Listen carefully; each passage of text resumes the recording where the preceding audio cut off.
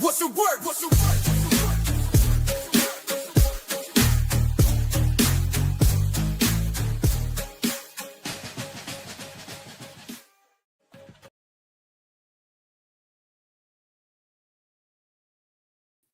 I love doing them even more when my microphone isn't muted. And that's always a fun thing. Listen, we have some fun here, Steve, and it's Sunday morning. And for some of us, it's still only morning. For the rest of the for the pious, it's afternoon. This is what I'm gonna say.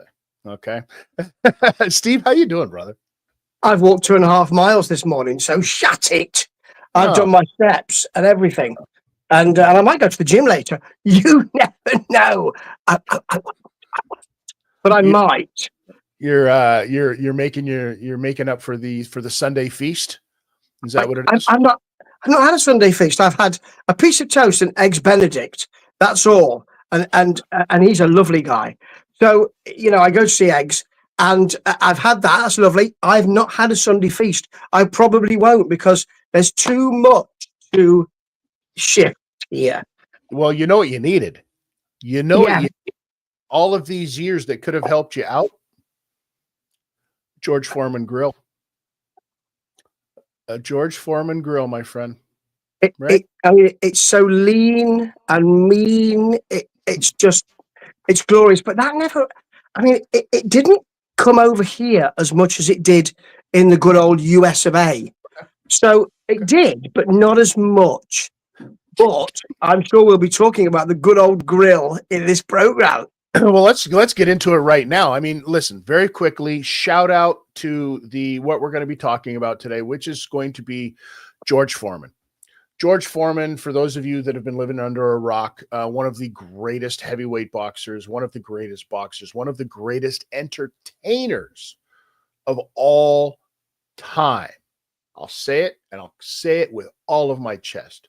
George Foreman was one of the greatest entertainers of all time. Unfortunately, George Foreman is no longer with us. Now, that iteration of George Foreman, because George left us with a whole lot of children also named George. Not a big fan of going outside the box when it came to naming his kids. He wanted to make sure that he had everybody's names straight. And this just goes to what I was saying, Steve. He's an entertainer. Even in his private life at home, he's like, I'm going to have some fun with this, right? Yeah, he's the business of boxing and the boxing of boxing. He's a fantastic exponent of that. Yeah. He made boxing work for him. And that is something that most boxers do not do.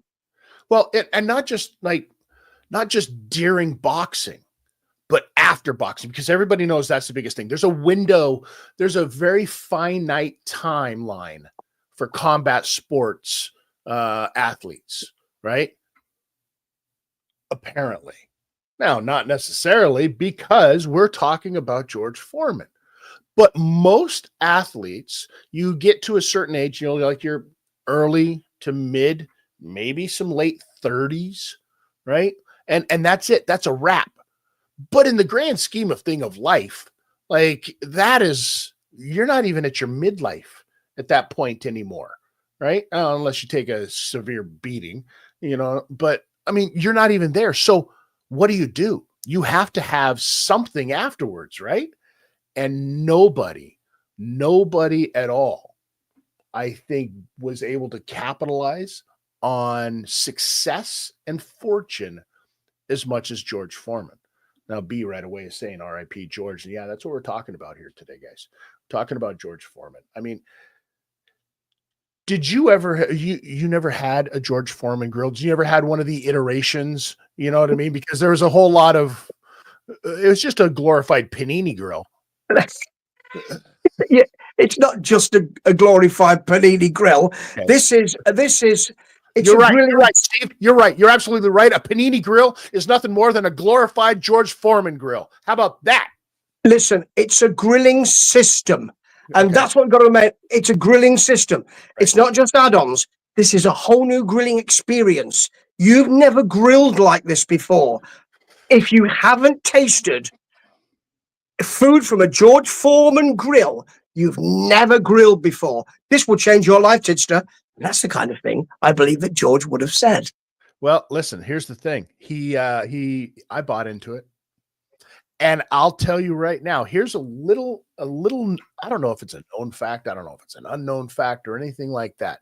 But back in the day, we're talking late 90s, early 2000s, which now is back in the day. If you were an independent wrestler and you were traveling, one of the only ways you could make money was by not spending all of your money at the bar afterwards, because you're on the road. You're right. You go make your money, you make your merchandise money, you're having a great time. And what do? The rest of the boys, right? The young guys, they want to go out because you're in your 20s and you want to go out to the bar. But what ends up happening? You end up blowing all of your money. And then you got to get something to eat. So you're buying takeout and you're not eating properly. And it's really hard on the road to eat properly. So the smart guys, right, listen to the older guys and say, no, you don't go out and you don't spend your money. Well, you got to find a way to do this, because you're not supposed to have none of these hotel rooms, none of these motels that you've got 8 guys staying in one motel, right? Because you take the king size bed and you split it, box spring and mattress, right? Couple of guys on each one, then some guys on the floor. You're saving money. You're starving to death. And one of the things when you're starving to death, you go to the store and you pick yourself up a package of chicken breasts and you go back to the hotel room where you're not supposed to, but you pull out your little portable. It's good enough. It's big enough. It fits 2 chicken breasts on that George Foreman grill, and you plug that sucker in and you stink up that hotel room. And you're right. There is nothing like grilling on a George Foreman grill. And this is the thing that we are, although George Foreman has passed, and that's a sad thing, we are not sad. And the reason why we're not sad is because he was a fantastic personality who did an extraordinary amount in boxing and in the world of boxing, and brought boxing out. It's something we talked about last week, brought boxing into the mainstream. Yeah, 100%. Because, and it was based on the character of George Foreman. You know what I mean? Because if you think about it, like George Foreman was a character when he was young, right? And he was an up and coming dude. And let's talk about his boxing career for a little bit here. So from what I remember being that young guy, because this is the 70s, right? His first run was in the 70s and stuff like that. And you had a lot more characters in the world of boxing, I think. And one of the greatest things that made George's character so good was the ability to play off of other characters. Everybody, talks about Muhammad Ali being a character, right? But nobody talks about the guys like a Ken Norton or a Joe Frazier and what their character was in the world of boxing, right? And Foreman was so good at being able to just riff off of those guys to be able to sell a fight. Very underrated, very overlooked, in my opinion. What do you think? Absolutely. This is why if we're going to take the big fight with Ali, if we're going to take the Rumble in the Jungle with Ali, and there's a documentary, isn't there, When We Were Kings, which I would advise anybody, if you haven't seen it, to pick that up and have a look, because it's not just the fight, folks. There's a lot more going on there and a great story behind it. But when I was just going to say that, yeah, because there are different characters for Foreman. When he returns, he's a different character than when he's a champion at 24. So yes, you're absolutely right. And if we talk about that particular fight, then he does present the flip side of what Ali is. So Ali is the Louisville Lip. He's the slick talking guy, whereas George Foreman is the silent slugger, who famously brings his dog to the fight. That's something that culturally was not acceptable. So all of those things, and the silence, and the nastiness, and the the punching power of all of that really presented a flip side. Now, that wasn't there when he came back. No, it wasn't. And it's funny you said a word that triggered something. You said culturally. Because culturally, the way boxing was then, way different. And I think that I'm going to say it here, Steve, and it might open up a whole friggin' can here, but I'm going to say that because of where the world was culturally, that was one of the things that made Muhammad Ali Muhammad Ali. I don't think George Foreman could have been that guy that they wanted to get behind. George Foreman wasn't that dude. He was, like you said, that silent killer. He was the guy from the street still, whereas Ali was this flashy kind of like entertainer, way more sellable. Culturally, Muhammad Ali, with the whole, Cassius Clay to Muhammad Ali, when you had Kareem Abdul-Jabbar, Lou Alcindor, you had all of this. Culturally, we were going through this gigantic change in the atmosphere, in the world. And Ali embraced it, whereas George Foreman was like, I'm cool. Right? Yes, and culturally, you're right. Artistically as well, which, Muhammad Ali, from Cassius Clay to Muhammad Ali, yes, absolutely embraced culture and the art of that, and the movies of that, all of that, and which is what makes that movie so important, and the event around it, and having James Brown at the, on the concert part of the Rumble in the Jungle, all of that. He was the cool killer. I mean, this is a man, George Foreman was the cool killer. This is a man who put down Smoking Joe Frazier 6 times in 2 rounds. Yeah. 6 times to win the title. I mean, he said that Frazier was his most difficult opponent because he just kept getting up and coming after me. Yeah. But when you look at that fight, and I watched it earlier today again, that's frightening. That power is frightening. So then you have to ask yourself, then you look at a guy like Muhammad Ali. How did that fight take place the way that it did? How did it happen? Now, if you listen to what George has said in the past, there might possibly have been some shenanigans afoot in this one, right? The rope-a-dope term came from this whole thing where George had made some allegations that the ropes were maybe loosened up a little bit for that whole leaning thing. Made some allegations that maybe he was drugged even going into this fight. Now you look back and you watch this fight and you think to yourself, that's wild. That's wild at the time to make those kinds of accusations, because you just didn't, your conspiracy brain didn't really get into it as much.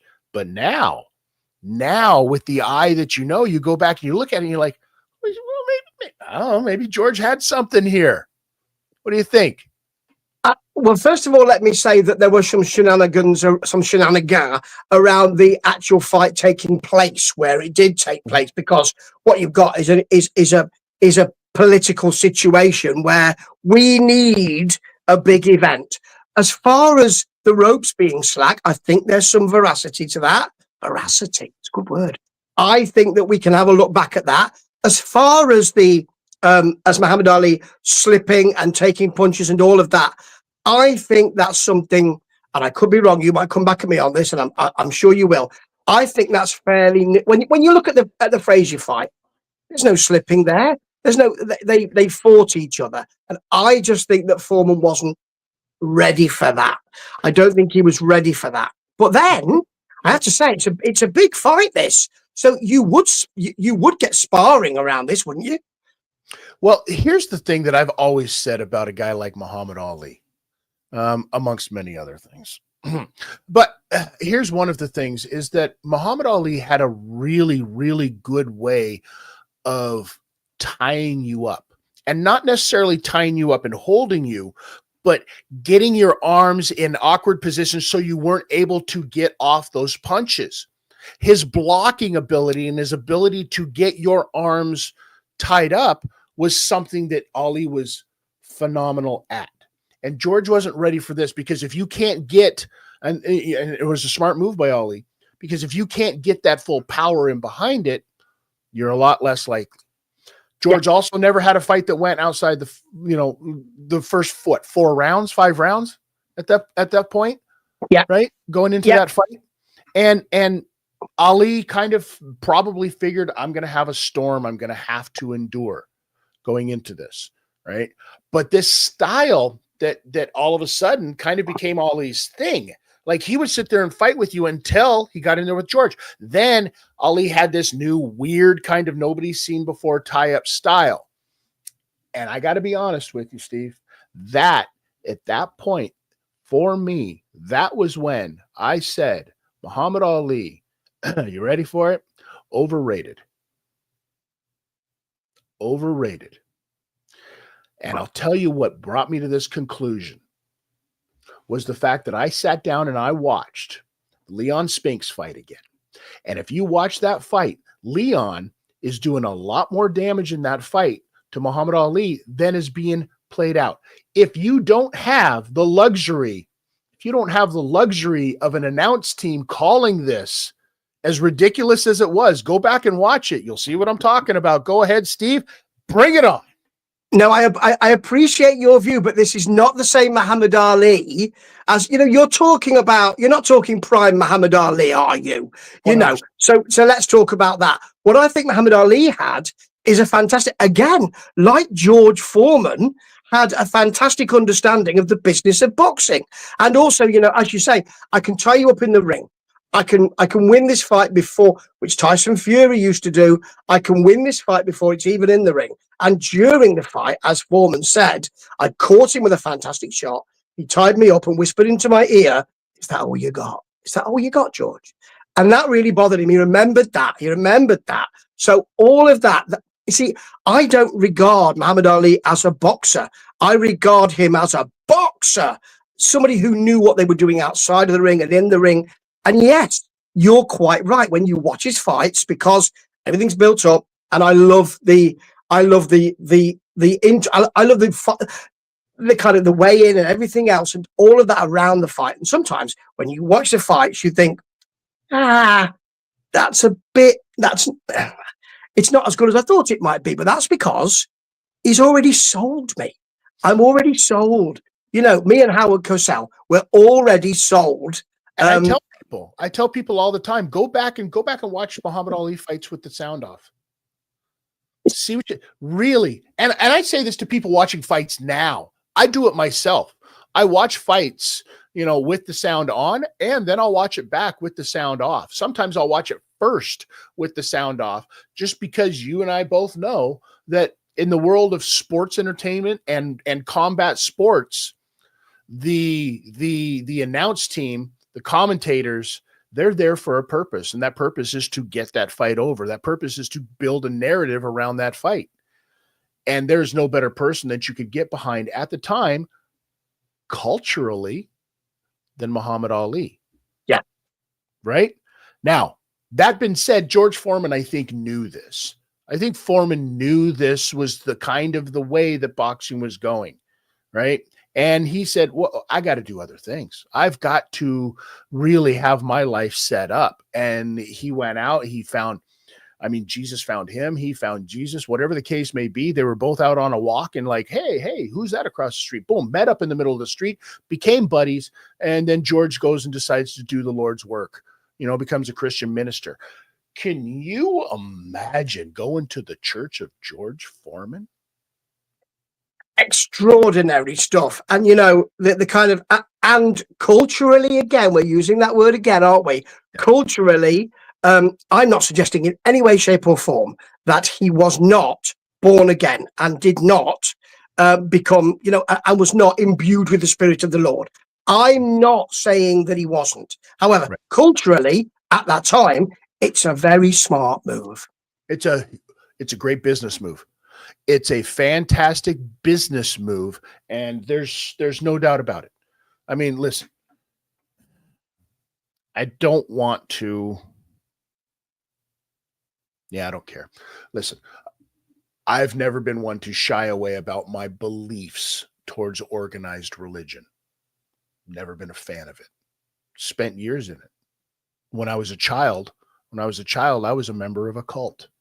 I'll say it straight up. One of those churches that would go around from city to city, and I'd tug on people's, shirts, holding my little white leather Bible, my hair down to my crack of my butt, going, "Excuse me, mister, would you like to come to our evangelist tent rally that we're throwing tonight?" How do you say no to the little blonde towhead kid, right? It's the 70s. So I'm all too familiar with what religion is and the business of religion. And that's a big thing. And George, first and foremost, knew that boxing was only going to take him so far. So he had to figure out business. And that's a great business to get into because it opens up a new market. Does it not? You cross over to somewhat of the mainstream. You cross over to somewhat of the TV mainstream at the time. Yeah. There were channels that were devoted to all of that televangelism. So to use the word of the time, and that's a smart move. That's it. But again, I am not saying that he was not imbued with the Spirit of the Lord. Let's make that clear, because he might have been. Absolutely, and it might just have been that these things happened after he devoted his life to Christ. So that could have happened, but it's a smart move as well. It's just, and the thing is that that Foreman, as you said earlier on, is really smart in knowing exactly what is around culturally, because after this situation, he will note, in my view, a situation in boxing and take advantage of that as well. Well, let's fast forward past the 70s, past the 80s. Let's get into the 90s. Let's get into 1994-ish. It is 4, yeah. 394, something like that. How,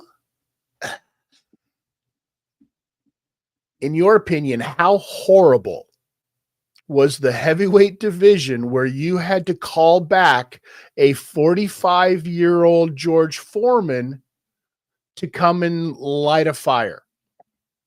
Plus, I don't know, but George Foreman, if you're a boxer looking at that and you're thinking, okay, I'm of an age now, and the punch is the last thing to go, and I've never been someone who's been particularly slick, and I'm a heavyweight anyway, so I need to come back and see who are the guys who might knock me. Oh, nobody. Right. In that case, then, now we're saying that, but let's be clear here, because I was looking at his professional record earlier, and actually, when he came back in 88, I want to say 89, he worked his way up. I mean, there are some names, and I just think, who's that? And he worked his way up. Okay. It's padded, maybe, but it wasn't as if they said, okay, you're straight in with Michael Moorer, champion. Right. They didn't do that. So it's testament to him that a man who, was 40 plus, sure, could go back and do that. And okay, as you say, he's never been taken very often into the deep water because he has that punch. But it is extraordinary that it's not a good heavyweight title picture. And it is, as you say, needing someone with charisma. And he came back as a different offer. Yeah, it was 100% different. And out of all of those names, like when he came back, that were all up and coming fights. And then you got to imagine boxing, even themselves, they were like, okay, this is maybe a little bit much. We've got to throw a name in here that at least somebody knows. And they toss in the great white hope, Jerry Cooney himself, who I love. Jerry, you know what I mean? He's a character in himself, right? But in no way, shape, or form was he able to even think at that point of his career, even that he was going to be able to hang with even an older George Foreman. Here's a question. It just popped in my mind. Was George the first? Yes, he was. George, was he the first fighter of that age to do that kind of a comeback? Do you think? Yeah, I think he was. I think that's. I was having a look at that yesterday. I could be wrong, but it looks like he's the. I mean, he's the oldest. He is the oldest titleist, isn't he? And then you've got Bernard, of course, but Bernard, he's yeah, the that's what I'm oldest. thinking. Yeah, He's, because he's Bernard was only like, I think 41, 42 or something like that, right?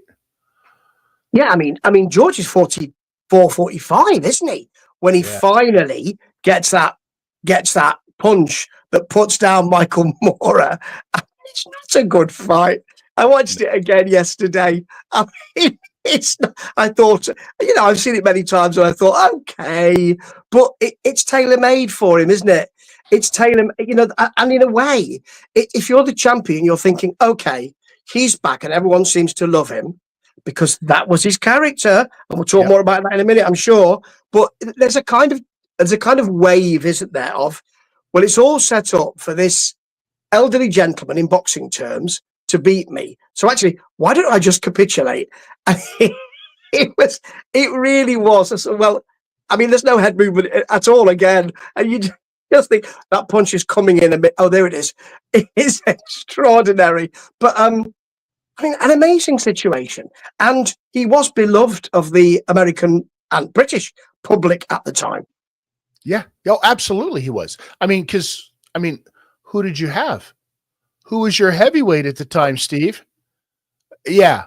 You know exactly who it was. Frank Bruno.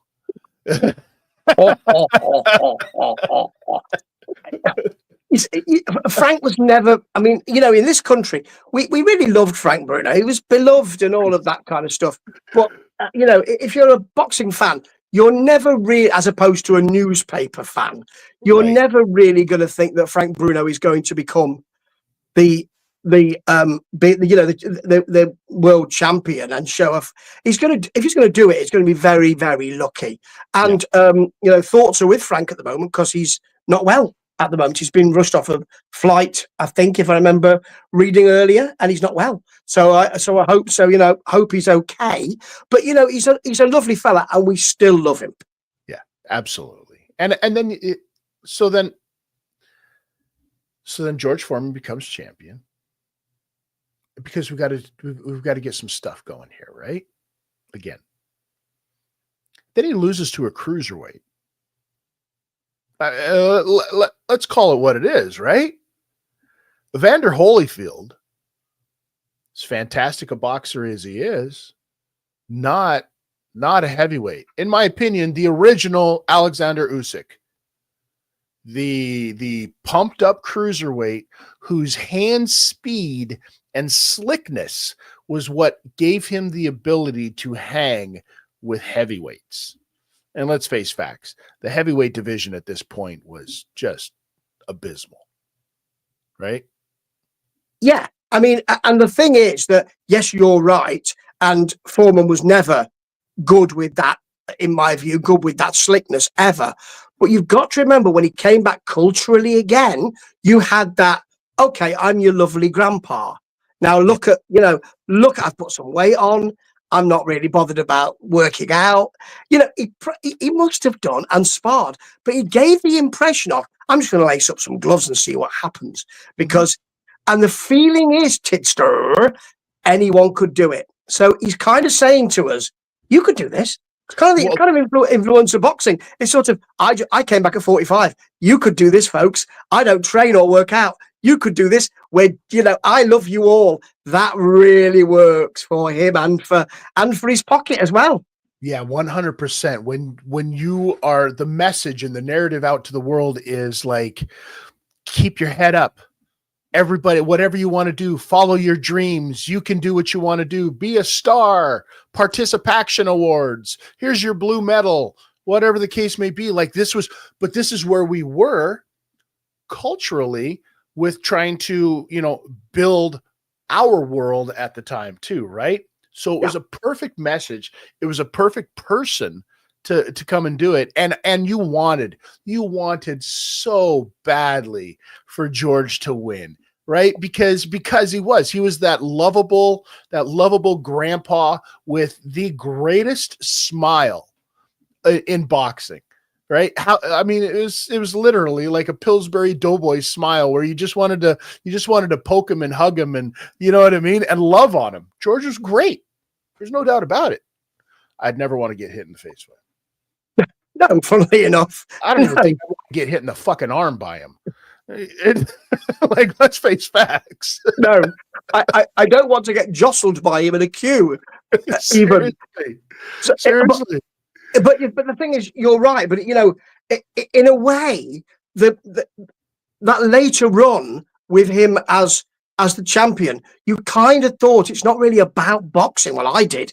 Not really about boxing. It's again about the business of boxing. It's not because. Okay, Evander Holyfield came along and took it away, and quite rightly so. But that fairly short run, is about the business of boxing. It is. You're not going to have a fantastic load of boxing matches here that you think, my God, these are in the top 10 of all time. It's about, again, culture and bringing that boxing to the mainstream. And sometimes you just need that. And heavyweight boxing at the time was shit. Let's call it what it was. It wasn't exciting to watch. It wasn't what it was before that. You had your Muhammad Ali era. You had that, and that was exciting to watch because it was like, holy shit, he's mouthy. He does all of the right things. He says, you know what I mean? He says the right words. He makes me want to engage. Outside of that, I mean, Ray Mercer, Michael Moore, Riddick Bowe. I mean, Tony Tucker, James Smith. Like, what is this heavyweight division? This was absolutely horrible. So you needed the character. They weren't having any of this character back. I think it was during the transition, maybe, where we had characters, then there were no characters. But we didn't have enough like flashy good boxers at heavyweight to be able to draw people to a show. You had these little guys. You had your Oscar De La Hoyas. You had your Sugar Ray Leonards. You had your Hagler and Hearns that were doing it. But the heavyweight division was eating shit. It wasn't drawing. It wasn't doing what it was supposed to do. Perfect time for a guy, a smaller heavyweight, flashier punches, a little bit closer style to what you were seeing with these smaller competitors in an Evander Holyfield, to bring in this smaller heavyweight era that we saw for a while there, right? Yeah, absolutely. And and time for a change. And really, the period that period of George Foreman winning that title in late on is not about boxing. So in a way, you can put that boxing to one side and say that's going to be shit, and it will continue to be shit. But ain't it fun? Ain't it good? I'm on the telly. Isn't that good? I'm in the papers. That's great. And as you say, I have a lovely smile. I'm your granddad. So it's not about the boxing, and it just needed someone to say, hang on a minute. Now that's not happening, and you weren't looking at the boxing. You were looking at that smile. We're changing things now. So we're bringing the cruisers in. Yeah, it was necessary. It was necessary to do that. Transitional champions. It happens in wrestling. It makes you almost wonder, because we know that there's a lot of shenanigans and bullshit that goes on in the world of boxing and the business of boxing.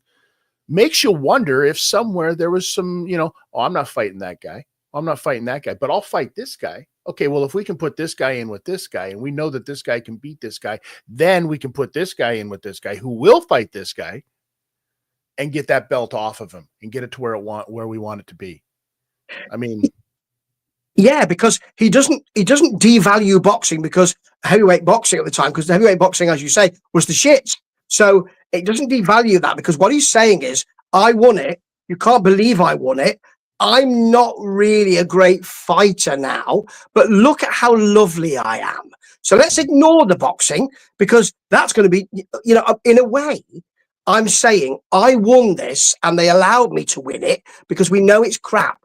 We know it's crap, and I'm an example of that. But actually, aren't I great on talk shows? And and isn't it lovely? And everyone seems to like me. So in the background, while you're not looking, it's a bit of bait and switch, or a bit of, it's a bit of now you see me, now you don't stuff. In the meantime, we've got this guy who's coming up, and yeah, I'm going to get beaten by him, and then we'll usher in a new era. And that's exactly what it was. But it wasn't like he got like just washed to the side, because there's always a time for him to come back again and again and again and again and again, because that was the beautiful thing about a George Foreman. I mean, think about this for a second. Did you ever think in your mind you would ever see a fight George Foreman and the loudmouth from the fucking Rocky movie? Yes. What are we doing? Extraordinary. You know, I mean, yeah, it's kind of like influencer boxing. That's exactly what it was. Tommy Morrison was built for influencer boxing, but there's just no influencer boxing. It wasn't a thing then, And I mean, listen, Tommy Morrison. We could get into a whole show about Tommy Morrison's career and what should have been that never was. And you know what? Now that I say it out loud, we might be doing that one time, because I enjoy that story. That poor kid. But that fight was exactly what they were trying to show people in the world of boxing. Here comes old granddaddy George. You know what I mean? He's gonna take the young kid out back behind the shed. He's gonna teach him some manners about the world of boxing, because here's brash, young, I don't give a shit, Tommy Gun Morrison, right? Like, what are we doing here? And the unfortunate reality is at that point, after 75 plus fights, okay, yeah, you beat George Foreman, but did you? Tommy? Did you really beat George Foreman at this point? You beat a George Foreman. Yeah. But, this is the main thing, isn't it? Which George Foreman are we talking about? Because he reinvented himself so many times. He won he won Olympic gold, and it was a different fighter then to when he won. In the 70s when he won, because he won it in 68. When he won in the 70s, a different fighter then, and he was a different fighter when he came back, and none. I can't think of any other boxers who could do that and boxers make comebacks, but you think, okay, you're the same boxer you were before, you're bound to be, and you're slower. And he was a completely different character. Sometimes you see boxers who you think you're slicker than when you were before, because you have to be, because you haven't got the punch. And, and maybe you're not as fast, your hand speed's not as fast. But Foreman realized, well, it's my character people love. The boxing can remain the same. It's the character. And there's so few boxers realize that. So few boxers are savvy in that way, so intelligent, and played the system beautifully. Well, I mean, listen, as well as I do, most boxers, they decided at some age that they were going to get into a profession where their job was to get punched in the face. So we're not, listen, I love all boxers and I love all combat sports athletes and stuff like that, but not the smartest move. Not the smartest move to say that this is what I'm going to do for a living. Let's face facts. George was smart enough to know that he needed to make a career out of doing other things and just use boxing as the catalyst, use boxing as the springboard for real business stuff. I don't know which had more alliterations, George Foreman's career or the George Foreman grill, because they were the same. Like, you had the original George Foreman grill, and then that had to change, and you had the new one where you had the removable plates, or you had the spinning plates where you could have it flat on one side and ridged on the other side. All of these different incantations of a grill of the original George Foreman grill, which, I mean, you could say was indicative of what George Foreman's career was, right? He just kept reinventing himself. Yeah, because as you say, you use the boxing as the basis for your career. It's not the be all and end all of your career. It delivers stuff for you. So it delivers money when it's going well, but it can deliver other things. So he used, as I said, he used that so beautifully. His character was ideal for that. And as you say, he knew exactly what kind of character would sell that fight.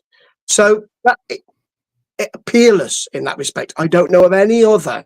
You've got people who are arrogant heels in boxing. I mean, look at Adrian Broner. I mean, not obviously not too much, but look at Adrian Broner. I see you rolling your eyes, and you're quite right. You rolled your eyes so much, I thought the Undertaker was here for a minute. However, yeah, but arrogant heel to the max. However, that's all there is. It's a 2D situation. Foreman's was playing this at a different level, and I don't know of anybody else who did that, and that's why he had the great career. I mean, I know we both have the same feelings about Don King. However, only in America that would not have worked in Britain, because we would have cynically said, "Oh, here he is again with his grill." America is different, and you could do that over there. You can do that over there. People want success. They want to see people succeed. In this country, we simply do not, Tidster. And so you couldn't do it here, but he knew that. I think, why? You know why I think that may be? I think it might be because of the way that the countries are built, the way that the countries are born. The United States of America is very much a country of opportunity. Anybody can have that opportunity. Anybody can win at this opportunity. England is very much, if you are going to be wealthy, if you are going to be rich and famous, it's because of your lineage. You were born into it. There's years of history. The rich stay rich forever. The poor stay poor forever. You don't have that "you can do it, big guy" kind of mentality that the United States has. Class is huge here. And remember, we used to have an empire, and we've never really forgotten it. I could go on for hours about this. But yes, class is so important here. You're right. And, although we don't have a working class anymore, which I'm certainly part of, that was dangerous to those people who were the ones who were born to it, certainly in the 70s. I could go on for hours about 70s politics. I won't, because that would be boring. But yes, you're right. There is more of that kind of "who do you think you are?" Yeah. Less now, but there is that feeling. And there's not that feeling in America. Yeah, go, George, you go. And George certainly went with it. He's an extraordinary character. I don't think of him as a boxer. I really don't. I think of him as a personality and a success who knew what to do and made a success of it. And that's just great. Here's the thing that everybody, I think, loved about George Foreman. This last thing that I'll say is that George Foreman was smart enough to know never to take himself too serious. And that's a beautiful thing that you have to have in life. If you're going to have any kind of humility in life, you have to be able to also not take things too seriously. George Foreman was a man who threw lunch boxes at your face because it was his job, but he would love you and hug you all at the same time because he loved.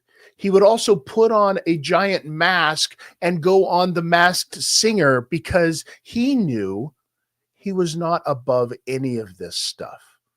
That is a man, and I think that's one of the reasons that we all got behind George as much as we did, because if George could not take himself seriously, and this is a guy who does this for a living, why the hell are we? Right? So listen, R.I.P. George Foreman, one of the best to ever do it. And I'm not just talking about the world of boxing. I mean, one of the best to ever entertain us and give us stuff that culturally has changed the landscape of humanity forever. As long as you might think, "Oh, it's just a fucking grill, Steve." But that grill unified people and got people behind somebody like George Foreman. Think about that for a second. That's wild. And it'll never be done again. So, Steve, it's always a blast, man. It's great and lovely to speak about him. He's just extraordinary. Absolutely. All right, Steve, as always, they can check you out. World Weary Guy 1, right? What I know you talk some music, and it's got to be Sunday, so there's some music talk. What are we talking about?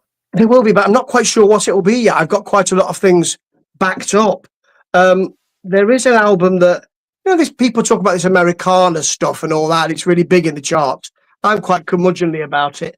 So there is a band who are very country rock, and I was listening to it today and thinking, oh dear, I'm not quite sure this is very good.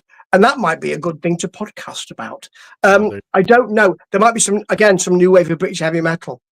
There will be probably a review of Nosferatu that I watched last night. Scary stuff. Always good stuff, Steve. As usual, thank you so much. Check him out for me. Check this out. Live Audio Wrestling, Tid Talk on YouTube, at Notorious TID on all of the other socials. And remember, the one thing you got to do, tuck that chin.